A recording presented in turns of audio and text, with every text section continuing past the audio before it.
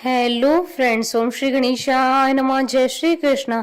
आप सभी का स्वागत है आपके अपने यूट्यूब चैनल पर। फ्रेंड्स, आज हम आपको इस वीडियो में बताने जा रहे हैं वैशाख मास महात्म्य के 15वें अध्याय के बारे में। और स्कंद पुराण के अनुसार वैशाख मास महात्म्य के 8वें अध्याय के बारे में। फ्रेंड्स, वीडियो शुरू करने से पहले आपसे रिक्वेस्ट है, अगर आप हमारे चैनल पर नए हैं और आपने अभी तक चैनल को सब्सक्राइब नहीं किया है तो प्लीज सब्सक्राइब कीजिएगा चैनल को। साथ ही प्रेस कीजिएगा बेल आइकन को, जिससे नए वीडियो से रिलेटेड नोटिफिकेशन आपको तुरंत प्राप्त हो सके। और वीडियो पसंद आने पर वीडियो को लाइक और शेयर जरूर कीजिएगा, ताकि सभी भक्तों को इस वीडियो का लाभ प्राप्त हो सके। और कमेंट बॉक्स में जय श्री कृष्णा जरूर लिखिएगा। वैशाख मास महात्म सब प्रकार के विघ्नों का नाश करने वाले तथा सारी सृष्टि का पालन करने वाले श्री गणेश जी, ज्ञान की दाता देवी श्री सरस्वती जी, सब पुराणों के कर्ता श्री व्यास जी तथा श्री गुरुदेव के चरण कमलों में नमस्कार करके भगवान की श्रद्धा और भक्ति रस में डूबे हुए वैशाख मास की कथा प्रारंभ करती हूँ। शंख व्याध संवाद। व्याध के पुनर्जन्म का वृतांत।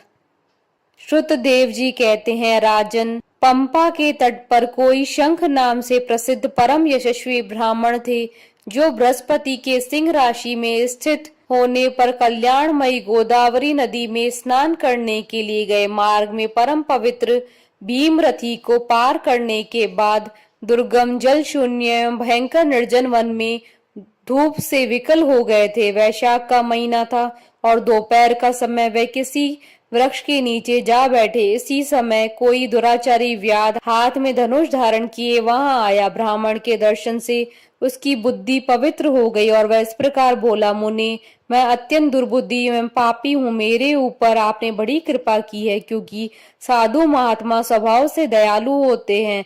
कहा मैं नीच कुल में उत्पन्न हुआ व्याध, और कहा मेरी ऐसी पवित्र बुद्धि। मैं इसे केवल आपका ही उत्तम अनुग्रह मानता हूँ। साधु बाबा, मैं आपका शिष्य हूँ, कृपा पात्र हूँ।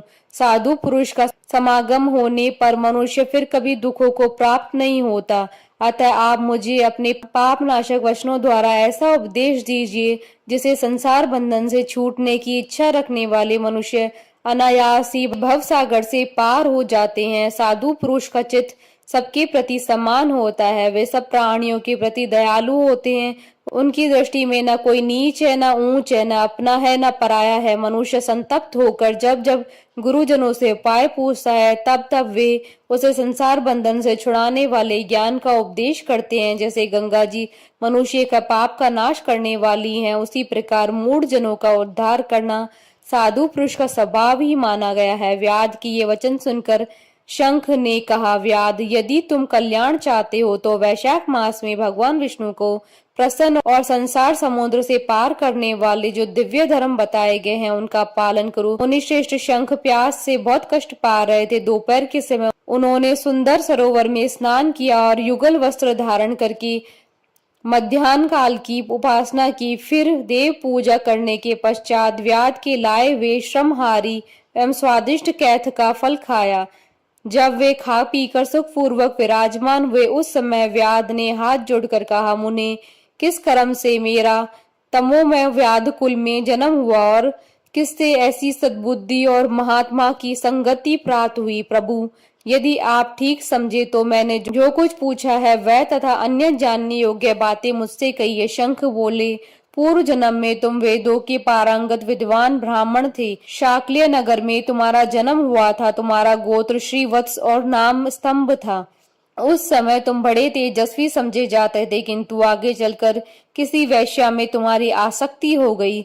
उसके संग दोष से तुमने नित्य कर्मों को त्याग दिया और शूद्र की भांति घर आकर रहने लगे। यद्यपि तुम सदाचार शून्य तथा धर्म कर्मों के त्यागी थे, तो भी उस समय तुम्हारी ब्राह्मणी पत्नी कांतिमती ने वैश्या सहित तुम्हारी सेवा की। वह सदा तुम्हारा प्रिय करने में लगी रहती थी। वह तुम दोनों के पैर धोती, दोनों की आज्ञा का पालन करती और दोनों से नीचे आसन पर सोती थी। इस प्रकार वैश्या सहित पात की सेवा करती हुई उस दुखनी ब्राह्मणी का इस भूतल पर बहुत समय बीत गया। एक दिन उसके पति ने मूली सहित उड़द खाया और तिल मिश्रित निष्पाप भक्षण किया। उस अपथ्य भोजन से उसका मुंह पेट चलने लगा और उसे बड़ा भयंकर भगंदर रोग हो गया। वह उस रोग से दिन रात जलने लगा। जब तक घर में धन रहा तब तक वैश्या भी वहां टिकी रही। उसका सारा धन लेकर पीछे उसने उसका घर छोड़ दिया। वैश्या तो क्रूर और निर्दयी होती है, उसे छोड़कर दूसरे के पास चली गई। तब वह ब्राह्मण रोग से व्याकुलचित हो रोता हुआ अपनी स्त्री से बोला, देवी, मैं वैश्या के प्रति आसक्त और अत्यंत निष्ठुर मनुष्य हूँ, मेरी रक्षा करो सुंदरी। तुम परम पवित्र हो, मैंने तुम्हारा कुछ भी उपकार नहीं किया। कल्याणी, जो पापी एवं निंदित मनुष्य अपनी विनीत पत्नी का आदर नहीं करता है वह 15 जन्मों तक नपुंसक होता है।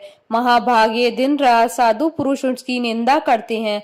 तुम साध्वी और पतिव्रता हो, मैं तुम्हारा अनादर करके पापियों में गिरूंगा। तुम्हारा अनादर करने से जो तुम्हारे मन में क्रोध हुआ होगा उसमें मैं दग्ध हो चुका हूँ। इस प्रकार अनुपात युक्त वचन कहते हुए पति से वह पतिव्रता हाथ जोड़कर बोली, प्राणनाथ, आप मेरे प्रति किए हुए व्यवहार को लेकर दुख न माने, लज्जा का अनुभव न करें।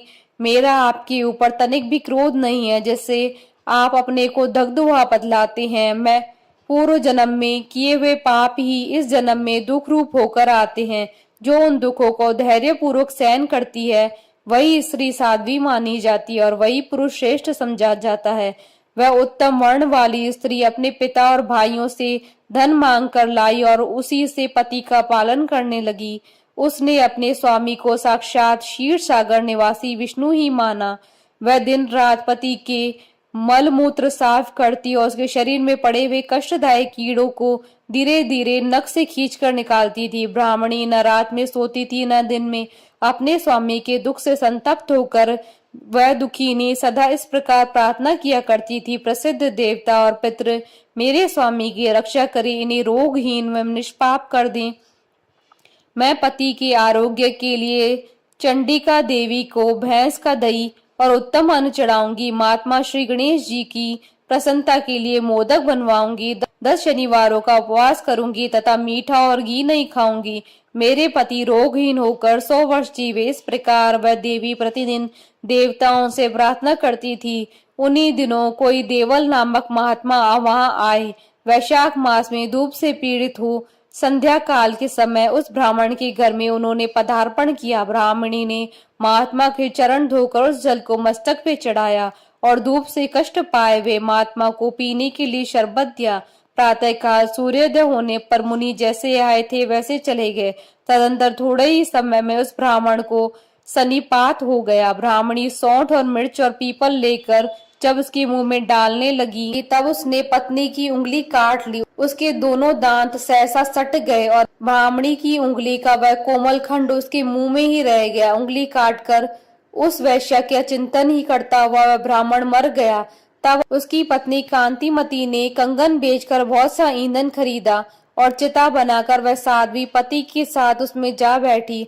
उसने पति के रोगी शरीर का गाढ़ आलिंगन करके उसके साथ अपने आप को भी चिता में जला दिया। शरीर त्याग कर सहसा भगवान विष्णु के धाम में चली गई। उसने वैशाख मास में जो देवल मुनि को शरबत पिलाया और उनके चरणादकों को शीश पर चढ़ाया था, इससे उसको योगी गम्य परम पद की प्राप्ति हुई। तुमने अंतकाल में वैश्या का चिंतन करते हुए शरीर त्याग दिया था, इसलिए घोर व्याध के शरीर में आ गए हो और हिंसा में आसक्त हो, सबको उद्वेग में डाला करते हो। तुमने वैशाख मास में मुनि को शरबत देने के लिए ब्राह्मणी को अनुमति दी थी। उसी पुण्य से आज व्याध होने पर भी तुम्हें सब सुखों के एकमात्र साधन धर्म विषयक प्रश्न पूछने के लिए उत्तम बुद्धि प्राप्त हुई है। तुमने जो सब पापों को हरने वाले मुनि के चरणोदकों को सिर पर धारण किया था, उसी का यह फल है कि वन में तुम्हें मेरा संग मिला है। इति श्री स्कंद पुराण अंतर्गत वैशाख मास महात्म का 8वां अध्याय संपन्न हुआ। बोलिए भगवान विष्णु की जय, सनातन धर्म की जय। हमारे साथ इस वीडियो में अंत तक बने रहने के लिए आपका धन्यवाद। ओम श्री गणेशाय नमः। जय श्री कृष्णा।